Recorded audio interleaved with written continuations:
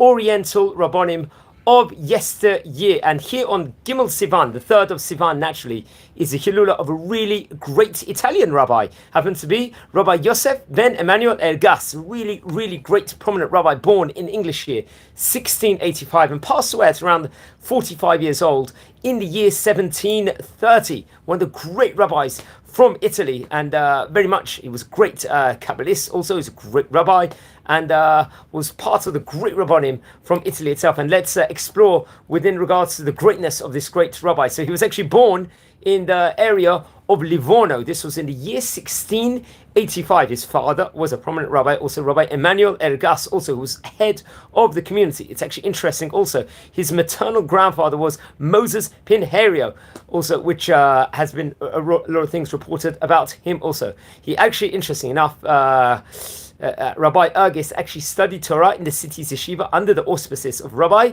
Samuel de Pas, or Shmuel de Pas over there. He studied, actually reported over Kabbalah for some period of time under the auspices of Rabbi Benjamin Kohen Vitale, who was also a very great rabbi. He was a student of Rabbi Moses ben Mordechai Zakuto also. And it was, I believe, in the year 1704 he married Rabbanit Sarah, where they had 6 children together, 3 boys and 3 girls also respectively. It's actually interesting, later on he would actually settle in an area called Pisa, where he established a yeshiva called the Yeshivat Noah Shalom. He also founded various charities also in the city, Mohar Atulat and Malbish Araymin also. And at a later stage he returned to Livorno and was appointed over there the head of the community also. He was very famous for the grandiose amount of Torah knowledge that he had, and many rabbis from Italy and France would send him various questions, she'elot, and he would answer clearly, in a clear definition, a clear form, and very, very concisely also. It was reported over.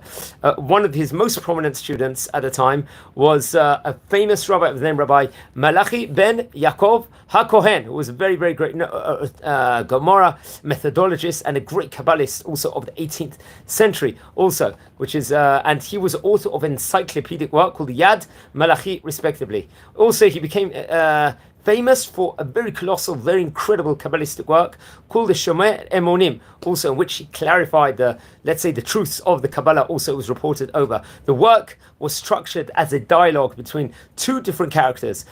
Through this work, he debates various different Rabbonim, including Rabbi Emmanuel Chayriki, who's, let's say, had some support for the literal interpretation of the Tzimtzum. And his work was reported over, was considered a foundational text in Kabbalah and a prominent representation of the non-literal view of Tzimtzum, to pronounce it right. And it's actually very interesting.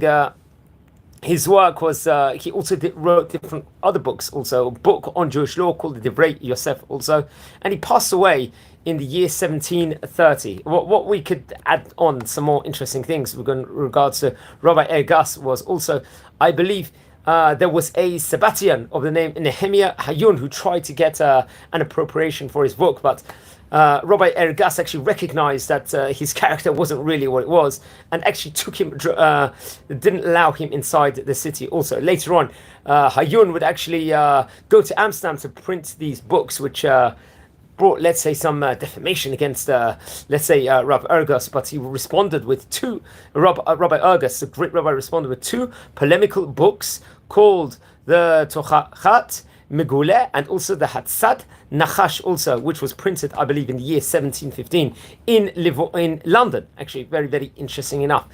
And it's actually interesting. He was, I think he had some correspondence with the famous Ramchal, Rabbi Moshe Chaim Luzzatto, who we spoke about was his Hilula last week, with in regards to, I think, where he was, let's say, looking into the different books that he wrote and different teachings he had. But he passed away before investigating or looking into the famous Ramchal's incredible Torah books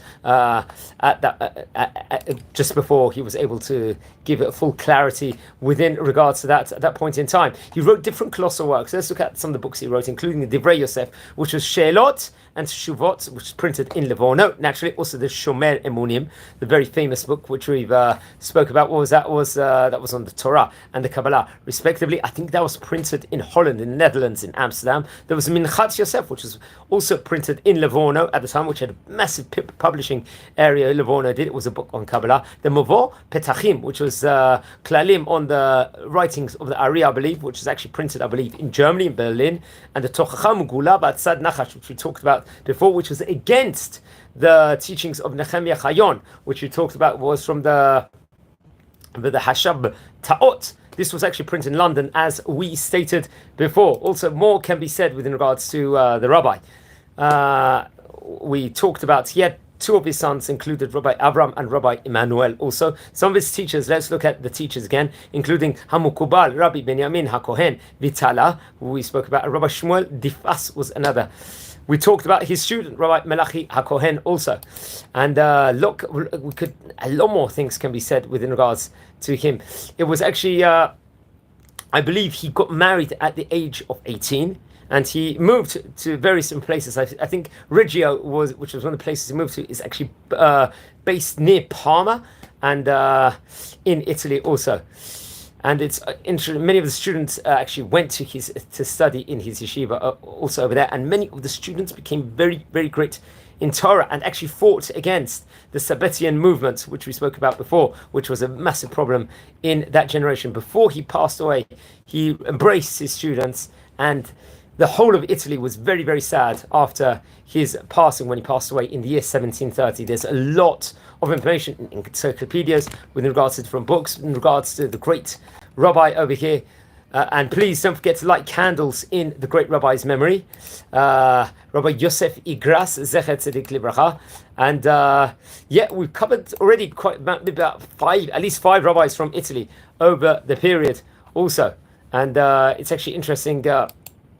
He passed away also in Livorno. Also, there's a lot written actually in the various Jewish encyclopedias also, and a lot of information, scholarly information, can be found within regards to him. So I'm wishing you all a great day, and I'm just looking at a quote within regards to the rabbi, within regards to Torah study, just to conclude on this, in which he teaches that not all intellects are identical, and that one should teach students to ask questions themselves. So one of the ideas, and there's a bit of a paragraph in regards to it. So by questions being asked to a rabbi itself or a teacher itself, can actually bring more clarity within regards to answers and sharpen the minds of the great rabbis. Wishing you all a great day, and don't forget to smash the like button and subscribe to the channel and light candles in the rabbi's memory. Have a great day, guys.